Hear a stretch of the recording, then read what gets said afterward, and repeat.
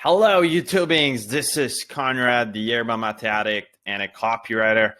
In today's video, I'm going to walk you guys through the process of managing expectations with clients. Why is it important, and what are some most important, I would say, aspects of managing expectations with clients? These are lessons I learned the hard way because, for example, I didn't do them. And the the project turned out to be more difficult than it should have been, or the process wasn't smooth, or the client wasn't happy, or any combination of the things I mentioned. This is, I would say, one of the most important things once you actually start getting clients on more regular basis, because this is going to save, one, your time, two, your energy, because you don't have to be as concerned about what the client thinks. Is he gonna give you a bad review? Is he gonna give you a good review? Is he gonna like what you have, or is he not gonna like it? Is the project gonna take 2 months instead of 1 week? So these are some things that managing expectations with your clients really helps with. And today I'm gonna give my best shot and giving you the absolute, most important lessons that I've learned. So without further ado, actually, before we get into that, as always, a sip of Yerba, because Yerba means a good day. That's as simple as that.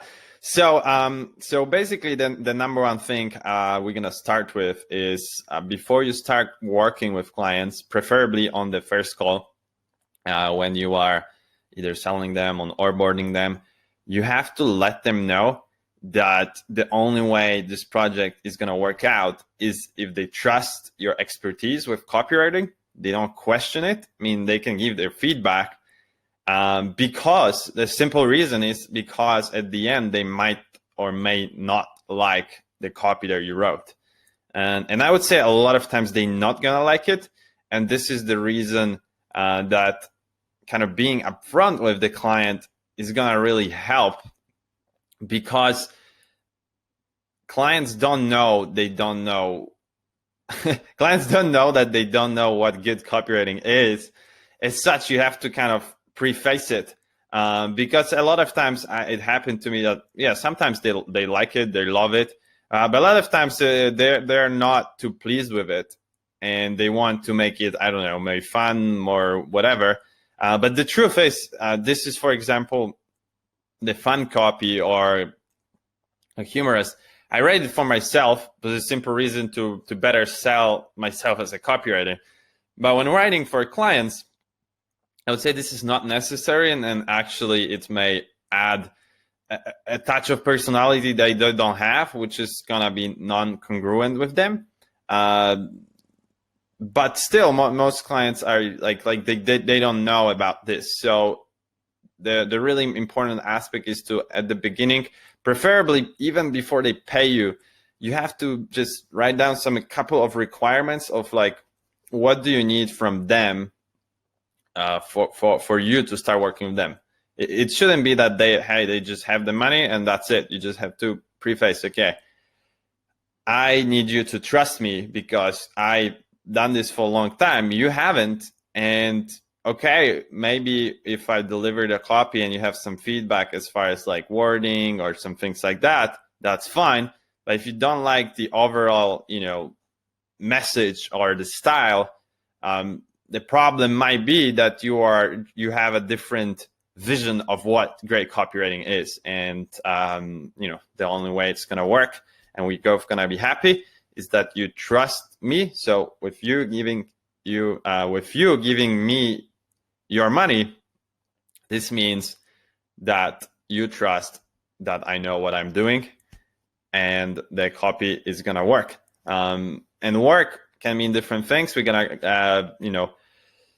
go through this as the last point, but this is I would say the key, the number one thing that starts the chain of the things that follow. Because the following thing is that you have to explain very explicitly, and preferably also on paper, write down on paper or on a Google Doc or in an email, the exact process that you're gonna go through, and the exact deliverables, the whens and the whats. So like what do you need from the client? When do you need it? What are you going to specifically do for them?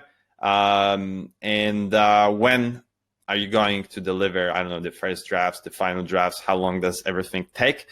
This way you can avoid some things that are just were never spoken, and everyone has different expectations. And in the end, kind of, how do you say? In the end, the happiness of the project of the client is the end result minus the expectations.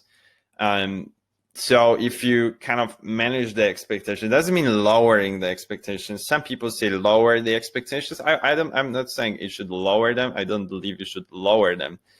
You should just frame them correctly of what it is that they should expect, and stick to your to the expectations that you set. I would say this is the most important factor of making sure that your project is a success, your client's happy, you get recommendations, good feedback, referrals, and you can go on with having a better success in the future. It's basically setting the expectations and meeting them, even if they are if they are not ideal. Like for example, you would think that saying, hey, I will deliver this project in 2 weeks rather than a week is worse. But if you deliver it after 12 days, so ahead of time, then it's much better. You are going to be much better off with the client in his eyes, in his perception, than if you set it for a week and you deliver it after 10 days. So this is just, and it applies to all the other aspects about revisions, all the things like that. You have to make it super clear, and also write it down, so it's never just in the air and someone forgets, or then there is some kind of a disagreement and nothing was written down, so there is no actual proof. And the last point we're gonna go through is basically letting the clients know. And I would say this you can do also, I think, on the first call or on the onboarding call, depends on your process.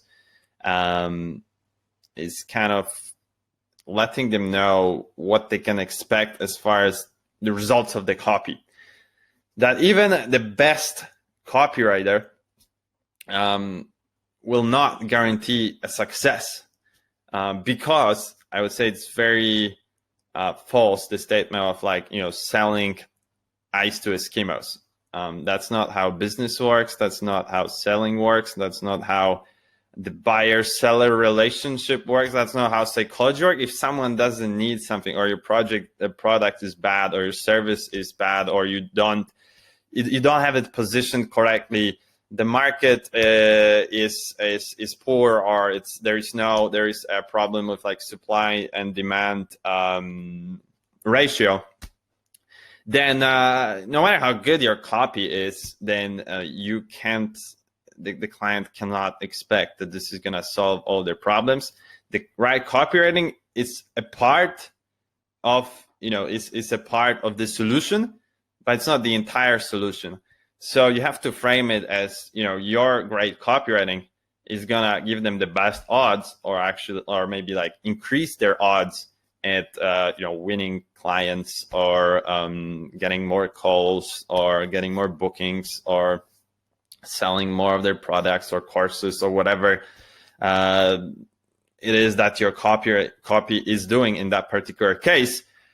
So you have to let them know that it doesn't guarantee, but it increases the chances, or gives them their best odds, however you want to frame it.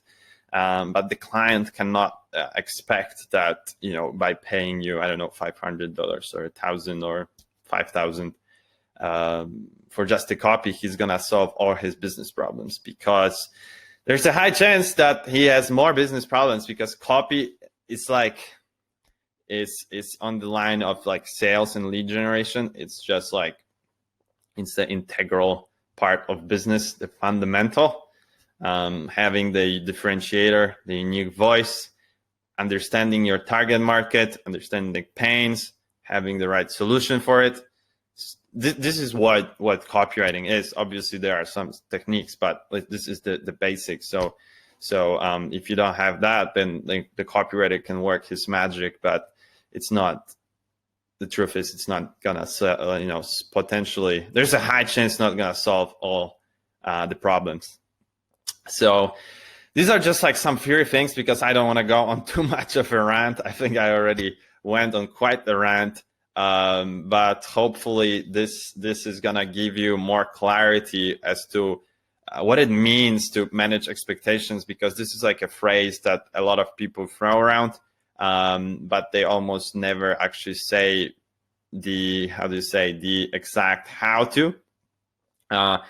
There's more things, but these are the things that I, when I went back through my mind, and actually just recently I had a trouble with one client, and that reminded me of one thing that I forgot to do, and that kind of inspired me to do this video for you guys, and share with you, kind of my struggles, what I went through and I'm still going through, so that you can potentially and hopefully avoid those mistakes, and set yourself on the right path from the get-go, or at least shorten your learning curve, make less mistakes, have